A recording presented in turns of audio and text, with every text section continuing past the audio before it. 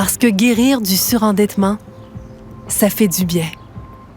Raymond Chabot est fier de présenter le segment suivant. Au cours des 4 prochaines semaines, on va parler avec notre invité d'une question qu'on n'aime pas aborder souvent, mais qui est nécessaire. Il faut avoir des trucs. La question de l'endettement. Éric Lebel et de Raymond Chabot. Bonjour, M. Lebel. Bonjour. D'abord, les premiers signes, les premiers boutons rouges qui doivent s'allumer sur notre tableau de bord qu'on commence à avoir un problème d'endettement, c'est quoi?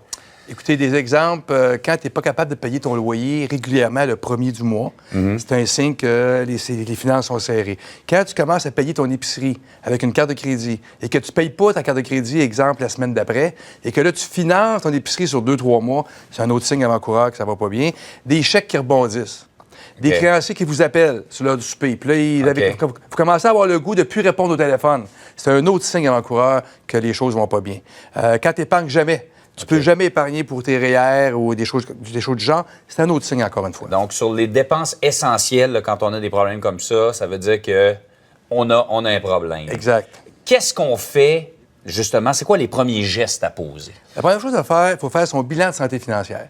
Un peu comme en médical. Hein? On fait un bilan des fois annuel pour savoir comment ça va. C'est la même chose. Alors, sur le site de Raymond Chabot, il y a un outil. Bilan de santé financière, c'est très simple. On regarde le budget. Combien vous pouvez économiser à chaque mois en fonction de vos revenus et de vos dépenses sans payer vos dettes?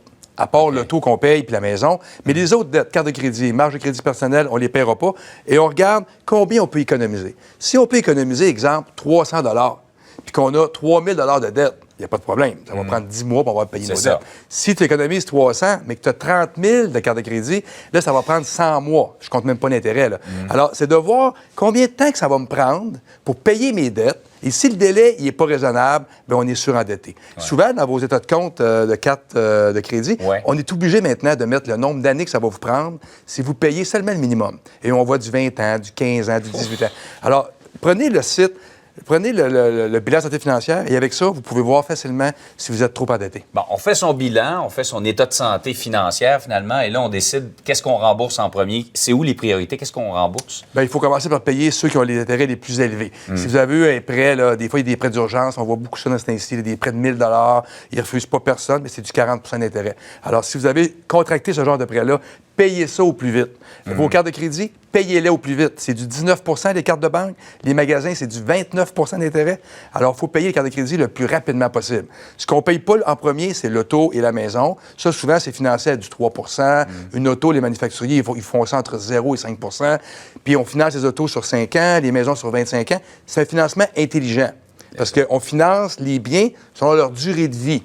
Mais si tu es allé à Cuba, en voyage, ça a coûté 3 000 sur une carte de crédit. Bien là, si ça prend 3 ans à payer, c'est pas une bonne façon de financer un voyage. Ouais. Quand est-ce qu'on fait intervenir un syndic? Bien, quand on fait le bilan de santé financière, puis là, qu'on voit que finalement, ça me prend 8, 9, 10 ans pour payer des cartes de crédit, là, on appelle le syndic. On appelle un syndic, c'est gratuit, c'est confidentiel. Il va s'asseoir avec vous. La première rencontre est gratuite. Il va s'asseoir avec vous. Il va faire le portrait. Il va refaire le bilan que vous avez fait. Il va le réviser. Et il va vous donner des solutions. Exemple, est-ce que vous ne devriez pas vendre un bien superflu, un skidoo, une roulotte, pour payer une partie de vos dettes? Si vous n'avez pas ça, bien, il va revoir le budget. Vous pouvez augmenter vos revenus. Des fois, c'est plus difficile. On peut-tu couper dans certaines dépenses? Les restaurants, des fois, on est capable de couper. Et là, on va remanier le budget.